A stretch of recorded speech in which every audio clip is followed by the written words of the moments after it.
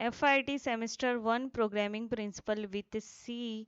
तो आज मैं जो टॉपिक आपको बताऊंगी वो टॉपिक का नाम है if statement.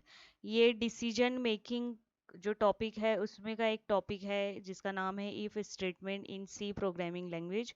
So let's start. Exam में अगर आपको क्वेश्चन आता है कि write a short note on if statement, तो आपको क्या क्या चीज़ें लिखना है वो याद रख लो। सबसे पहले तो ये याद रखो कि आपको पॉइंट वाइज लिखना है।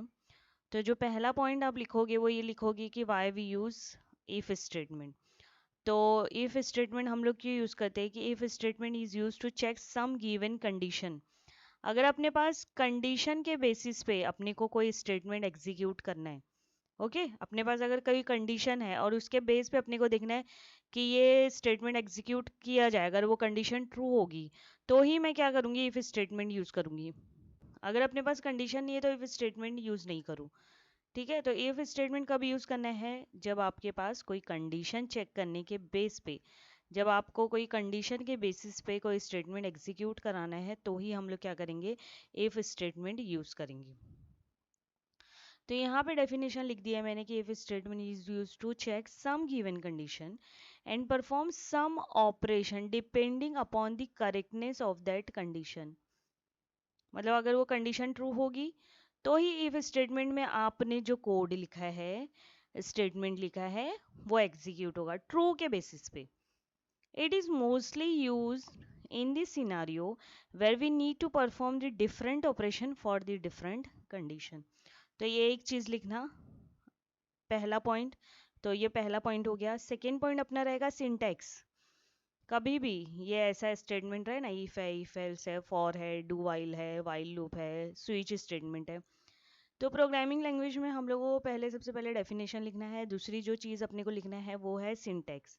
तो यहाँ पे इसका सिंटैक्स देख लो। इसका सिंटैक्स है कि इफ आपको पहले यूज करना है। इफ क्या है, कीवर्ड से। इफ क्या है, कीवर्ड है।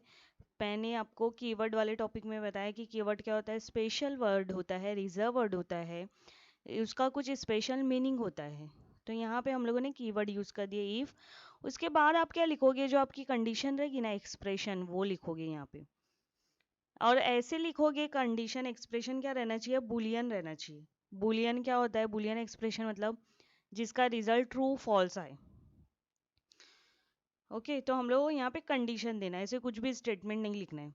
उसके बाद ब्रैकेट ओपन करना है और उसमें स्टेटमेंट लिखना है।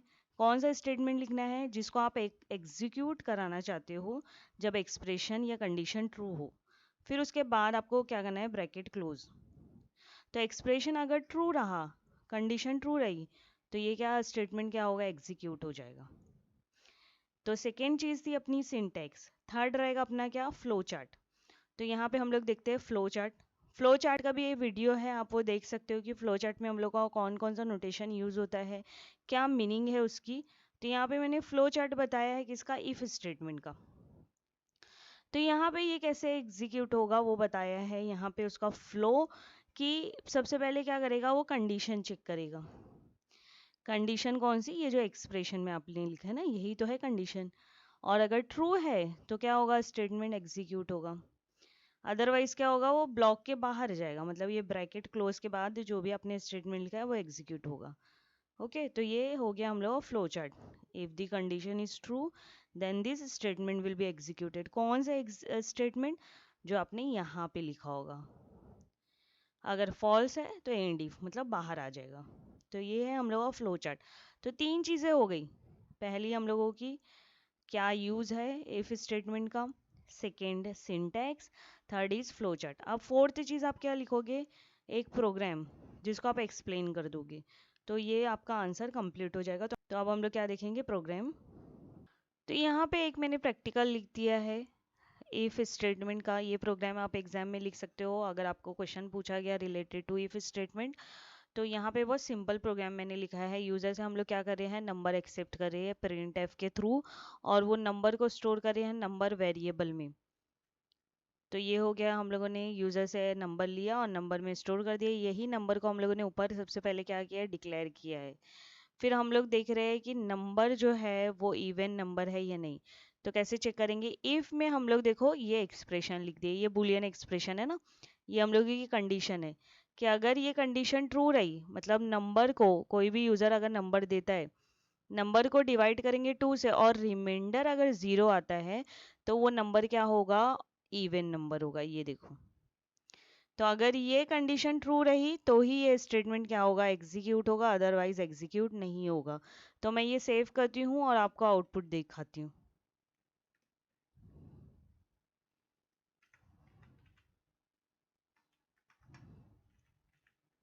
तो इफ के नेम से मैंने ये प्रोग्राम को सेव कर दिया, इफ डॉट सी।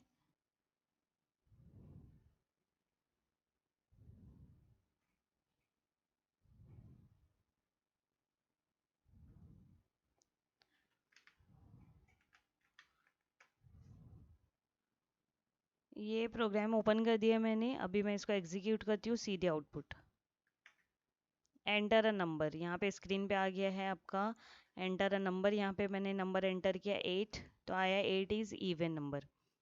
अब मैं फिर से एग्जीक्यूट करती हूँ, एंटर अ नंबर, सपोज मैंने यहाँ पे एंटर किया 9, तो अब ये देखो कुछ भी नहीं आया। क्यों? क्योंकि हम लोगों ने कुछ लिखा ही नहीं है ना ब्लॉक के बाहर। तो इफ में जब कंडीशन ट्रू रहेगी तो ही स्टेटमेंट एग्जीक्यूट होगा, अदरवाइज एग्जीक्यूट नहीं होगा। तो अभी एक और प्रैक्टिकल मैं बता देती हूँ आपको इफ स्टेटमेंट पे, कि हम लोग यूजर से एक्सेप्ट करेंगे 3 नंबर और वो तीनों नंबर में से देखेंगे कि लार्जेस्ट नंबर कौन सा है। ओके, 3 नंबर एक्सेप्ट करना है और तीनों में से लार्जेस्ट नंबर जो है वो स्क्रीन पे हम लोगों को डिस्प्ले करना है। तो देखो यूजर से हम लोगों ने यहाँ पे ले लिया एंटर 3 नंबर, ये पूछा हम लोगों ने यूजर से, स्क्रीन पे लिख के आएगा एंटर 3 नंबर, वो सेव हो जाएगा जाके ए में, बी में और सी में।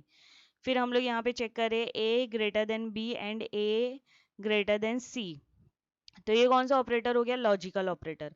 मतलब दोनों कंडीशन ट्रू होगी तो ही क्या लिख के आएगा कि ए इज लार्जेस्ट।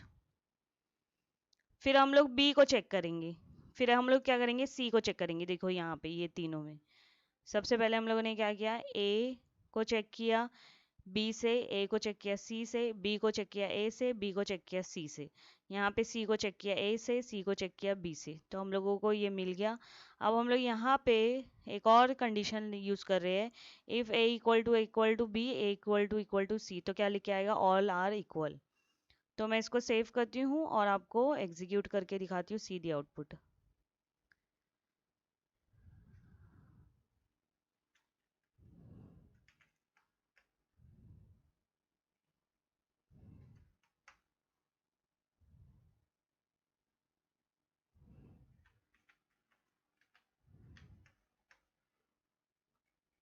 ये देखो ये हो गया अपना ओपन प्रोग्राम। अभी आउटपुट दिखाती हूँ मैं आपको। ये पूछा एंटर 3 नंबर, मैंने यहाँ पे एंटर कर दिया है 3 नंबर। यहाँ पे क्या लिखा है, 7 इज़ लार्जेस्ट। फिर से एग्जीक्यूट करती हूँ सीधे आउटपुट, एंटर 3 नंबर, यहाँ पे मैंने लिखा 8 8 8, क्या आया, ऑल आर इक्वल। तो यहाँ पे हम लोगों ने सिर्फ और सिर्फ क्या यूज़ किया, इफ स्टेटमेंट। उससे हम लोगों को पता चल गया कि तीनों नंबर में से लार्जेस्ट नंबर कौन सा है। तो इसमें हम लोगों ने 2 प्रोग्राम देखे, एक इवन नंबर का और एक हम लोगों ने यूज़र से एक्सेप्ट किया 3 नंबर, जिसमें हम लोगों ने लार्जेस्ट नंबर फाइंड आउट किया। तो ये हो गया हम लोगों का if statement in C programming language.